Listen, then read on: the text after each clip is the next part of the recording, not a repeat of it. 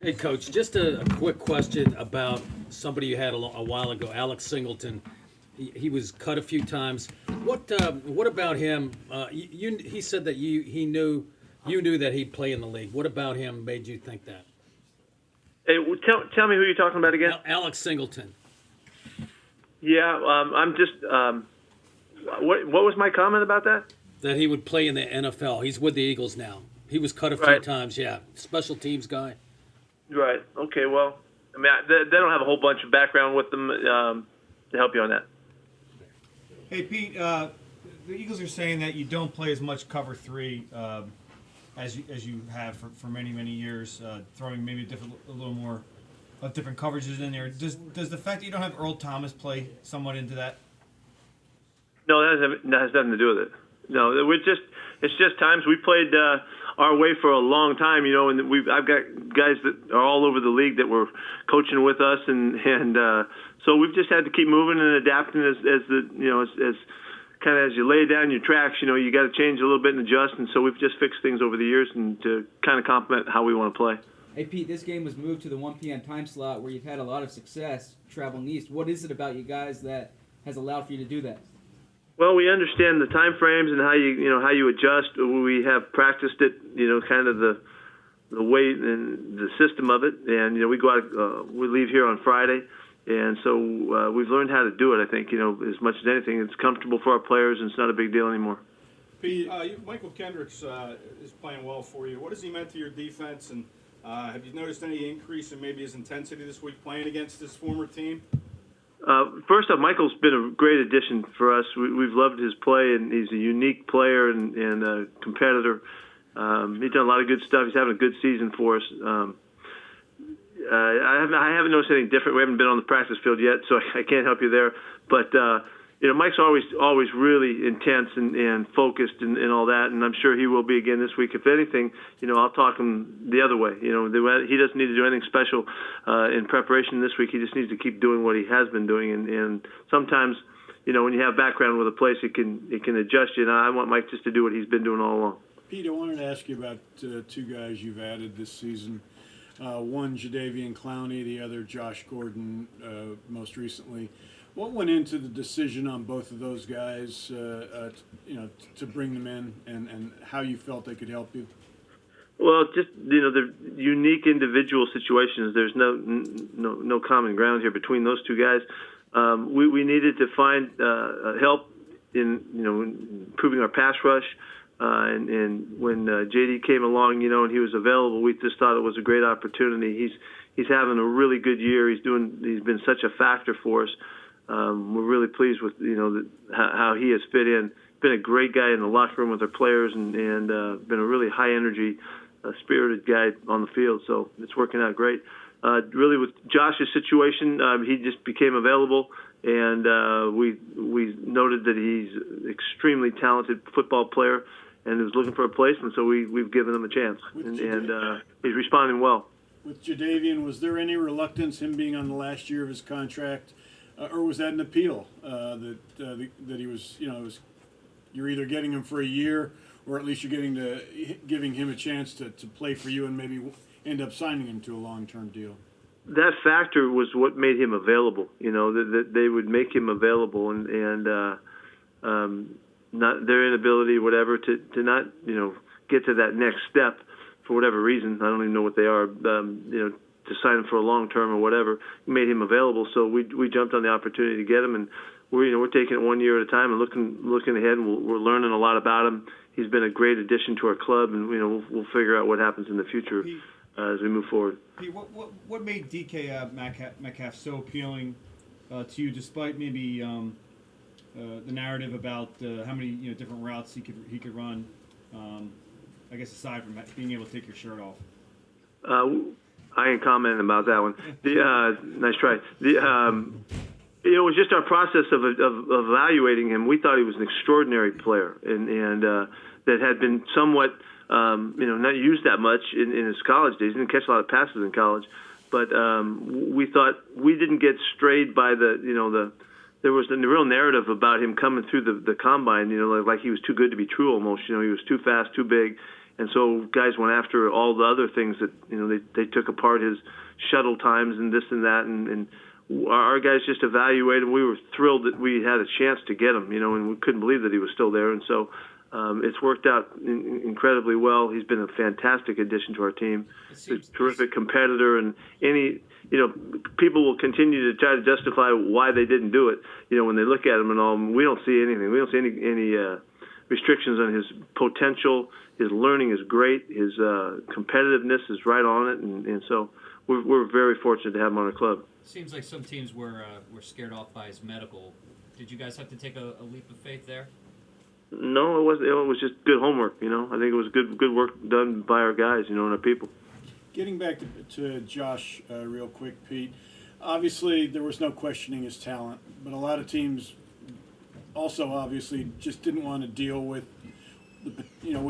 with his problems. That obviously wasn't a downside for you. How'd you look at it? We're just giving the guy a chance to play, and that we thought could help the club. He's very amicable, hard worker, learns really well, has jumped right in, with us, and we'll just go, just 1 week at a time and just keep working with it. And I'm glad to give him an opportunity. I hope he can make the most of it. In looking at wide receivers in the second round of the draft, was J.J. Arcega-Whiteside someone who you guys looked extensively at? Yeah, he is a really good player and really competitive. We loved his ability to take the ball away from guys and all that. He's a lot like, we've over the years we've always tried to continue to find a big receiver, knowing that factor is so valuable, and he fits right in with those guys, and he's a good player. Pete, your linebackers coach, John Glenn, he's kind of risen through your system. What kind of qualities have you seen in him, and can you see him being a head coach someday? Hey, John's done a fantastic job with us. I've loved everything that he's done. He's worked his way through the ranks and coaching the linebackers now and coaching a great group. There's no ceiling on what John can do. He'll be a coordinator soon, and that'll be most likely the next step. But he's got so much energy. He's such a bright coach, and he relates so well with players. Really hard-working guy. And the people from his area out that way will be most proud of everything that he's done. He's done a fantastic job for us. What has Russell Wilson done maybe better this year than in the past? It seems like he's having the best season of his career so far. Just added on, it's just added on the experience and the kind of command that comes with just another year of understanding and growth, and in particular working with Brian Schottenheimer, who's done a fantastic job running our offense. Those two guys, this is their second year, and so they're just really communicating at a high level. There's nothing that Brian can come up with that Russell can't handle. He's coordinating everything that's going on from pass protection to the running game, and what we're doing in the passing game. He can do it at the line of scrimmage. You can see he's such a productive player when we're in the hurry up stuff and the 2-minute stuff, because he's in such command. So he's just better from last year to this year, and he'll continue to do that. And it's this position is just such a dynamic position that there's always room for growth and improvement. And Russell, being a great competitor, just keeps hacking away at it, and he's just more in control and command of the game than he's ever been. Hey Pete, the last time you coached against Carson Wentz was the week before he injured his knee. He was kind of in the middle of an MVP caliber season then. When you watch the film, how is he now relative to when you last saw him? I think he's an amazing player. I love his competitiveness, his playmaking ability, his power and strength. That he doesn't get knocked down and easily. He can get out of problems and cause the second play to happen. With his scrambles. Eyes are downfield. He runs well when he needs to. I just think he's a fantastic player, and I don't see any difference in what he is now than what he was before.